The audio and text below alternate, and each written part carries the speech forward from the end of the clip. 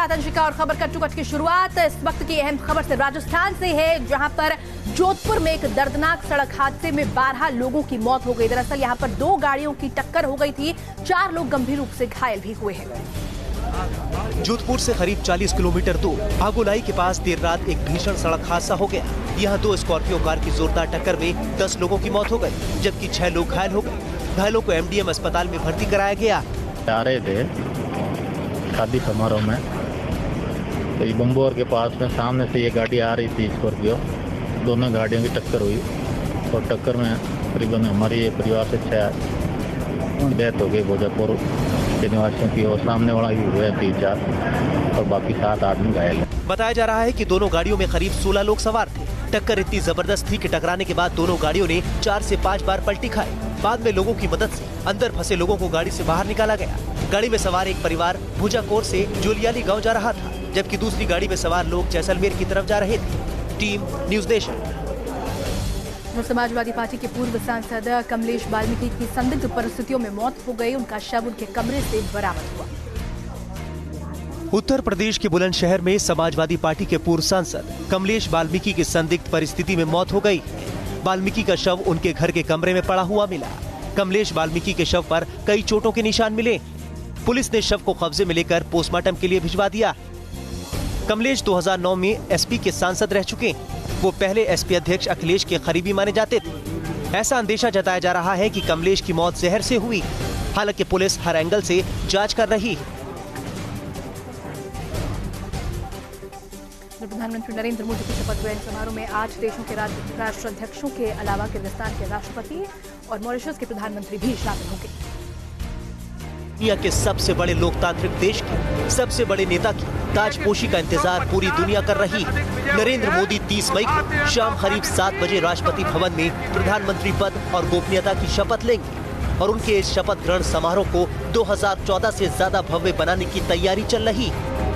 पिछली बार की तरह इस बार शपथ ग्रहण समारोह राष्ट्रपति भवन में होगा। इस बार भी शपथ ग्रहण समारोह में न सिर्फ देश की जानी मानी हस्तियां बल्कि कई मुल्कों के राष्ट्रीय अध्यक्ष भी पीएम मोदी के राजतिलक के गवाह बनेंगे। शपथ ग्रहण समारोह को शानदार बनाने और दुनिया को संदेश देने के लिए बिम्स्टेक यानी Bay of Bengal Initiative for Multi Sectoral Technical and Economic Cooperation के राष्ट्रीय अध्यक्षों को आमंत्रित किया गया है। बिम्स्टेक में भारत के अलावा दक्षिण एशिया से बांग्लादेश, भूटान, नेपाल, श्रीलंका और दक्षिण पूर्व एशिया से म्यांमार और थाईलैंड शामिल हैं। इनके अलावा भारत ने किर्गिस्तान के राष्ट्रपति और मॉरिशस के प्रधानमंत्री को शपथ ग्रहण समारोह में शामिल होने का न्योता दिया। साल 2014 में सार्क देशों के राष्ट्रीय अध्यक्ष मोदी के शपथ ग्रहण में आए थे। इसमें पाकिस्तान के तत्कालीन प्रधानमंत्री नवाज शरीफ भी शामिल हुए थे। हालांकि इस बार पाकिस्तान को दूर रखने का फैसला लिया गया। प्रधानमंत्री नरेंद्र मोदी कल काशी विश्वनाथ का आशीर्वाद लेने के लिए वाराणसी पहुंचे। यहां पर जनता ने उनका जोरदार स्वागत किया। ढोल नगाड़ों की थाप पर थिरकते हुए सरमाथे पर प्रधानमंत्री को बैठाया। लोकसभा चुनाव में मिली प्रचंड जीत के बाद प्रधानमंत्री नरेंद्र मोदी आज काशी पहुंचे। पीएम सबसे पहले बाबा विश्वनाथ के मंदिर पहुंचे। यहां उन्होंने भगवान शिव का जलाभिषेक किया। इसके बाद पूजा अर्चना और फिर बाबा विश्वनाथ की आरती उतारी। पीएम ने काशी में एक जनसभा को संबोधित किया और काशी के लोगों का आभार जताया। मैंने कहा था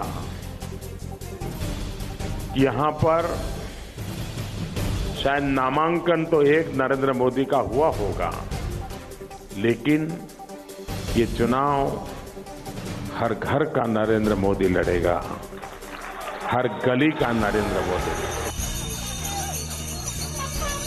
काशी की जनता ने जैसे पीएम मोदी को दिल खोलकर वोट दिए, वैसे ही दिल खोलकर उनका स्वागत भी किया। काशी की सड़कों पर गुब्बारे लगाए गए थे। जगह जगह पीएम के स्वागत की तैयारी थी। कलाकारों ने लोक नृत्य और लोकगीत गाकर पीएम मोदी का इस्तकबाल किया और ढोल मंजीरों की थाप से पूरा वातावरण गूंज उठा। पारंपरिक परिधान में डांडिया खेलकर छोटी बच्चियों और लड़कियों ने पीएम मोदी का स्वागत किया। वहीं तबले की थाप और शहनाई की धुन से काशी गूंज उठी। मोदी ने जहां काशी की जनता का आभार जताया, तो वहीं जनता ने भी दिखा दिया कि मोदी उनके दिल में बसते हैं। चुनाव प्रचार के आखिरी चरण में एक तस्वीर जमकर सोशल मीडिया पर वायरल हुई थी और ये तस्वीर थी प्रधानमंत्री नरेंद्र मोदी की, जो केदारनाथ में ध्यान लगा रहे थे। और अब प्रधानमंत्री नरेंद्र मोदी ने ये राज भी खोल दिया है कि आखिरकार वो केदारनाथ क्यों गए थे। पीएम मोदी का ये वीडियो आपके जहन में जिंदा होगा। केदार धाम में प्रधानमंत्री मोदी ने पहले महादेव के दर्शन किए थे और फिर गुफा में ध्यान लगाया था। मोदी केदारनाथ क्यों गए थे? केदार घाटी में मोदी ने ध्यान क्यों लगाया था? ये सवाल मानो पूरे देश के अंदर घूम रहा था और जवाब मिला महादेव के एक और धाम यानी काशी में। शायद ही कोई उम्मीदवार चुनाव में और चुनाव के नतीजों के समय इतना निश्चिंत होता है जितना कि मैं था। जब नतीजा आए तब भी निश्चित था, मतदान हो रहा था तब भी निश्चिंत था, और इसलिए बड़े मौज के साथ केदारनाथ में बाबा के चरणों में जाके बैठ चुका था। मोदी ने बता दिया कि ये भोले की काशी की जनता का आशीर्वाद था, जिसके चलते मोदी महादेव के केदारधाम पहुंचे थे। लोकसभा चुनाव में पार्टी की हार की नैतिक जिम्मेदारी लेते हुए राहुल गांधी अपना इस्तीफा देने पर अड़े हुए हैं, लेकिन पार्टी के जो आला नेता हैं वो उनका इस्तीफा स्वीकार नहीं कर रहे। चुनाव में हार के बाद कांग्रेसी खेमे में मंथन का दौर चल रहा है। कांग्रेस की सर्वोच्च नीति निर्धारक कमेटी CWC की मीटिंग में हार की वजहों पर चर्चा की गई। इसी मीटिंग में राहुल गांधी हार की जिम्मेदारी लेते हुए इस्तीफे की पेशकश कर चुके हैं। हालांकि कांग्रेस कार्य समिति ने राहुल के इस्तीफे को सिरे से खारिज कर दिया था, लेकिन कहा जा रहा है कि राहुल गांधी इस्तीफे पर अड़े हुए हैं। सूत्रों के मुताबिक उन्होंने सीनियर नेताओं से उनका विकल्प खोजने को कह दिया है। राहुल के नजदीकी कहे जाने वाले कांग्रेस महासचिव KC वेणुगोपाल और सोनिया गांधी के करीबी अहमद पटेल ने सोमवार को उनसे मुलाकात की, उनको समझाने की कोशिश भी की, लेकिन राहुल गांधी अपने फैसले पर अड़े रहे। राहुल गांधी अध्यक्ष पद छोड़कर नई परंपरा की शुरुआत करना चाहते हैं। उनका कदम पार्टी को वंशवाद के आरोपों से भी छुटकारा दिलाने की कोशिश हो सकती है। T news nation. उधर राजस्थान के मुख्यमंत्री अशोक गहलोत की कुर्सी पर खतरे के बादल मंडरा रहे हैं। सोमवार को अशोक गहलोत दिन भर राहुल गांधी से मुलाकात करने के लिए समय मांगते रहे, लेकिन राहुल गांधी ने उन्हें मिलने का समय नहीं दिया। राजस्थान में कांग्रेस का सुपड़ा साफ होने से मुख्यमंत्री अशोक गहलोत की कुर्सी खतरे में आ गई। गहलोत दिल्ली में कांग्रेस अध्यक्ष राहुल गांधी से मिलने आए थे, लेकिन राहुल गांधी ने मिलने का वक्त ही नहीं दिया। मजबूरन गहलोत को KC वेणुगोपाल जैसे दूसरे नेताओं से मिलना पड़ा। गहलोत पर संकट इसलिए भी ज्यादा है क्योंकि खुद राहुल कह चुके हैं कि सीनियर नेताओं ने पुत्र मोह में कांग्रेस को डुबो दिया। सूत्रों के मुताबिक वैभव गहलोत को टिकट देने के लिए अशोक गहलोत ने कांग्रेस हाईकमान पर दबाव बनाया था, लेकिन वैभव अपने पिता की परंपरागत सीट जोधपुर से चुनाव हार गए। सूत्र बताते हैं कि राहुल मुख्यमंत्रियों के बेटों को टिकट देने के खिलाफ थे। CM बनने से पहले अशोक गहलोत कांग्रेस के संगठन महासचिव थे और राहुल गांधी के साथ उनका बेहतरीन तालमेल रहा, लेकिन लोकसभा चुनाव के बाद सारा सियासी गढ़ बदल चुका है। राजस्थान में उप मुख्यमंत्री सचिन पायलट का खेमा भी वेट एंड वॉच की पोजीशन में। वीडियो जर्नलिस्ट महेश शर्मा के साथ लाल सिंह फौजदार, न्यूज़ नेशन, जयपुर। लोकसभा चुनाव में नरेंद्र मोदी और भारतीय जनता पार्टी की प्रचंड जीत के बाद विपक्षी पार्टियों के पसीने छूट रहे हैं। दरअसल राजस्थान के एक मंत्री हार की जिम्मेदारी तो ले रहे हैं, लेकिन इस्तीफा देने के लिए तैयार नहीं है। वहीं RJD में तेजस्वी यादव की इस्तीफे की मांग तेज होने लगी है। चुनाव के दौरान लालू परिवार के अंदर खाई नजर आई थी, तो नतीजों के बाद तेजस्वी के खिलाफ आवाज उठ रही है। RJD विधायक महेश्वर यादव ने साफ कहा कि तेजस्वी यादव नेता प्रतिपक्ष के पद से इस्तीफा दे। तो यहाँ तेजस्वी यादव जी के नेतृत्व में चुनाव हो रहा था महागठबंधन का और राष्ट्रीय जनता दल का, सबका सफाया हो गया, इसलिए उनको अपने पद से पहले त्याग पत्र दे देना चाहिए। वहीं राजस्थान कांग्रेस के अंदर भी उथल पुथल जारी है। गृह मंत्री लालचंद कटारिया ने इस्तीफा दे दिया है। वहीं सहकारी मंत्री उदय लाल हार से आहत है, लेकिन मंत्री पद नहीं छोड़ना चाहते। हार बड़ी है तो गाज भी बड़ी ही गिरेगी। किस पर, कब और कैसे, ये वक्त ही बताएगा। उधर एक विवादित बयान ने बाबा रामदेव की मुश्किलें बढ़ा दी हैं। दरअसल बाबा रामदेव ने जनसंख्या नियंत्रण को लेकर जो बयान दिया था, जो तरीका सुझाया था, वो AIMIM के अध्यक्ष असदुद्दीन ओवैसी को नागवार गुजरा है। कानून बने देश में कि 2 से ज्यादा जो भी बच्चा पैदा करेगा उस बच्चे को वोटिंग राइट नहीं होगा। जी हाँ, सही सुना आपने। योग गुरु रामदेव के इसी बयान पर नया विवाद शुरू हो गया। रामदेव ने भारत की बढ़ती आबादी पर नियंत्रण के लिए एक फॉर्मूला सुझाया। रामदेव के मुताबिक सरकार को ऐसा कानून बनाना चाहिए जिसके तहत तीसरे बच्चे को वोट डालने का अधिकार नहीं।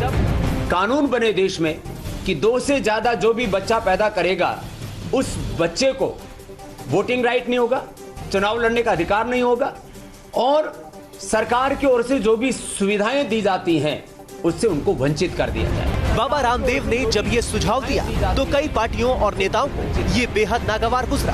शुरुआत AIMIM के नेता असदुद्दीन ओवैसी ने की। ओवैसी ने ट्वीट करते हुए कहा कि वो योग कर सकते हैं। इसका मतलब ये नहीं कि नरेंद्र मोदी सिर्फ इसलिए अपना मताधिकार खो देंगे क्योंकि वो तीसरी संतान। ओवैसी ने रामदेव को घेरने की कोशिश की तो दूसरी पार्टियों के नेताओं ने भी इस सुझाव को खारिज कर दिया। बाबा रामदेव एनडीए के या भारतीय जनता पार्टी के प्रवक्ता नहीं हैं। वो अपने औषधि निर्माण के कार्यों में लगे रहें, ये देश के स्वास्थ्य के लिए भी अच्छा है और उनके लिए भी। भारत में जिस तरह से लगातार जनसंख्या बढ़ रही वो हमेशा से चिंता का कारण रहा, लेकिन देश में इसे प्रभावी ढंग से रोकने के उपाय को लेकर कभी भी आम राय नहीं बन पाई। कोलकाता के पूर्व पुलिस कमिश्नर राजीव कुमार की मुश्किलें बढ़ सकती हैं। दरअसल आज सीबीआई उन्हें गिरफ्तार कर सकती है, बताया जा रहा है। सीबीआई ने उन्हें कल पेश होने के लिए कहा था, लेकिन कल राजीव कुमार उनके सामने पेश नहीं हुए। कोलकाता के पूर्व पुलिस कमिश्नर राजीव कुमार और सीबीआई के बीच लुका छिपी जारी। आईपीएस राजीव कुमार तलब किए जाने के बावजूद शारदा चिटफंड मामले में पूछताछ के लिए सीबीआई के सामने हाजिर नहीं हुए, लिहाजा उनकी गिरफ्तारी के आसार बढ़ गए। उन्होंने जांच एजेंसी को पत्र लिखकर पेशी के लिए और वक्त मांगा है। राजीव कुमार की तरफ से सीआईडी के 2 अधिकारियों ने कोलकाता में सीबीआई अधिकारियों से मुलाकात की। अधिकारियों ने बताया कि राजीव कुमार 3 दिन की छुट्टी पर है, किसी निजी काम से वाराणसी में, इसलिए पेश नहीं हो सकते। पश्चिम बंगाल की मुख्यमंत्री ममता बनर्जी के करीबी राजीव कुमार के खिलाफ सीबीआई ने रविवार को ही लुकआउट नोटिस जारी कर दिया था। रविवार को सीबीआई के 8 अधिकारी कोलकाता में राजीव कुमार के घर पहुंचे थे, लेकिन वो घर पर नहीं मिले। बता दें कि राजीव कुमार पर शारदा चिटफंड स्कैम की जांच के दौरान सबूतों से छेड़छाड़ का आरोप है। सुप्रीम कोर्ट से राजीव कुमार की गिरफ्तारी पर 24 मई तक रोक लगी हुई थी। अब रोक हटने के बाद सीबीआई ने सभी हवाई अड्डों और इमिग्रेशन अधिकारियों को अलर्ट कर दिया। कोलकाता से देवजानी चौबे के साथ टीम न्यूज नेशन। दिल्ली के बवाना में पुलिस हिरासत में शख्स की मौत के बाद बवाल बढ़ता ही जा रहा है। पुलिस का कहना है कि शख्स ने आत्महत्या की है। वहीं परिजनों का आरोप है कि पुलिस की पिटाई से बलराज सिंह की मौत हुई है। बवाना में थाने के बाहर जमा ये लोग इंसाफ की आस में आए। बवाना में पुलिस ने हत्या के एक केस में आरोपी के पिता बलराज सिंह को पूछताछ के लिए बुलाया था, लेकिन इसके बाद परिजनों तक उनकी मौत की खबर ही पहुंची। मृतक के परिजनों का आरोप है कि बलराज की मौत पुलिस की पिटाई की वजह से हुई। मैंने अपनी आंखों से देखा, मेरे आदमी को ऊपर से गिराया। किसकी गलती से हुआ है? पुलिस की गलती से हुआ ये। दरअसल मृतक बलराज सिंह का लड़का हत्या और हत्या की कोशिश के मामले में फरार चल रहा था। इसी सिलसिले में पुलिस उसके पिता बलराज सिंह को पूछताछ के लिए थाने ले गई थी। अचानक खबर मिली कि बलराज सिंह की मौत हो गई। हालांकि पुलिस के मुताबिक बलराज सिंह को पूछताछ के बाद छोड़ दिया गया था। उसके बाद बलराज ने थाने में ही छत से कूदकर खुदकुशी कर ली। पीड़ित परिवार आरोपी पुलिस वालों के खिलाफ कार्रवाई की मांग कर रहा है। बलराज सिंह के पोस्टमार्टम के लिए डॉक्टर के एक पैनल का गठन किया गया है, ताकि ये राज खुल सके कि वाकई बलराज ने खुदकुशी की या फिर मौत की वजह कुछ और। अवनीश चौधरी के साथ टीम न्यूज नेशन। फरीदाबाद के बल्लभगढ़ थाने में एक महिला की पिटाई का मामला सामने आया था, जिसके बाद इस मामले में कार्रवाई हुई है। 2 हेड कांस्टेबल को सस्पेंड कर दिया गया है। साथ ही साथ 3 एसपीओ पर भी कार्रवाई की गई है। फरीदाबाद पुलिस का बेरहम चेहरा। महिला को थाने में बेल्टों से पीटा। महिला की पिटाई का वीडियो वायरल। सेवा, सुरक्षा और सहयोग का दावा करने वाली हरियाणा पुलिस के सारे दावे इस वीडियो को देखने के बाद खोखले साबित हो जाएंगे। फरीदाबाद के आदर्श नगर थाने में जो हुआ, उसने हरियाणा पुलिस को एक बार फिर कटघरे में खड़ा कर दिया। पुलिस वालों की एक महिला के साथ बदसलूकी की ये तस्वीरें हम आपको नहीं दिखा सकते। वायरल हो रहे इस वीडियो में कुछ पुलिस वाले एक महिला को बेल्ट से पीटते दिख रहे हैं। थाने में मौजूद 3 पुलिस वाले घेरा बनाकर एक महिला से पूछताछ कर रहे हैं और उसमें से एक पुलिसकर्मी महिला पर बेल्ट बरसा रहा। पीड़ित महिला पुलिस वालों से बचने के लिए गुहार लगा रही, लेकिन इन पर वर्दी का ऐसा नशा सवार है कि ये जरा भी तरस नहीं खा रहे। बहरहाल आरोपी पुलिस वालों की पहचान हो चुकी। इस बीच पुलिस विभाग ने सख्त कार्रवाई करते हुए 2 हेड कांस्टेबल को सस्पेंड कर दिया। वहीं तीनों आरोपी एसपीओ को बर्खास्त कर दिया गया। Team news nation. तो हल्द्वानी मेडिकल कॉलेज एक बार फिर सवालों के घेरे में है। यहाँ पर एक स्टूडेंट ने प्रोफेसर पर छेड़छाड़ का आरोप लगाया है। हल्द्वानी के राजकीय मेडिकल कॉलेज में पीजी की एक छात्रा ने कॉलेज के ही एक प्रोफेसर पर छेड़छाड़ का आरोप लगाया है। पीड़ित छात्रा ने लिखित में कॉलेज प्रशासन को इसकी शिकायत दी। मामले की गंभीरता को देखते हुए कॉलेज प्रशासन की तरफ से महिला सेल ने मामले की जांच शुरू कर दी। हमारे कॉलेज में एक वुमेन हैरेसमेंट सेल बना हुआ है ऑलरेडी, तो वो उनको हमने जो है जांच के लिए जो है दे दिया है। वो हफ्ते भर के अंदर जो है वो अपना रिपोर्ट बना के जो है इंक्वायरी करेंगे और उसके बाद जो भी होगा उसके बाद ही इसमें डिसीजन लिया जाएगा। हल्द्वानी मेडिकल कॉलेज रैगिंग की घटनाओं को लेकर अक्सर सुर्खियों में रहता है, लेकिन इस बार सीधे प्रोफेसर पर लगे आरोप ने मैनेजमेंट पर गंभीर सवाल खड़े कर दिए। बढ़ते हैं आगे और अब सवाल ये कि क्या एक बार फिर से जवानों को घाटी में निशाना बनाने की साजिश रची जा रही थी, और ऐसा इसीलिए क्योंकि पुंछ में हाईवे पर आईईडी बरामद किया गया है। हालांकि आईईडी को डिफ्यूज कर दिया गया, लेकिन अब सवाल यही उठ रहा है कि क्या एक बार फिर से जवानों को दहलाने की साजिश रची गई। इस बारूदी धमाके के धुएं में एक और आतंकी साजिश नाकाम हो गई। तस्वीरें पुंछ के नेशनल हाईवे की है, जहां सड़क किनारे एक आईईडी मिला। आईईडी मिलते ही सेना और पुलिस मौके पर पहुंची, फिर कंट्रोल धमाके के साथ आईईडी को नष्ट किया गया। कल राजौरी में पाकिस्तान ने युद्ध विराम का उल्लंघन किया था और आज आईईडी बरामद होना ये इशारा करता है कि गर्मियां शुरू होते ही पाकिस्तान न सिर्फ घुसपैठ बढ़ाएगा बल्कि आतंकी हमलों को और तेज करने की कोशिश भी करेगा। और चलिए इसी के साथ खबर कट टू कट में इतना ही। आप बन रही न्यूज नेशन के साथ, क्योंकि खबरों का सिलसिला यहाँ कभी नहीं थकता।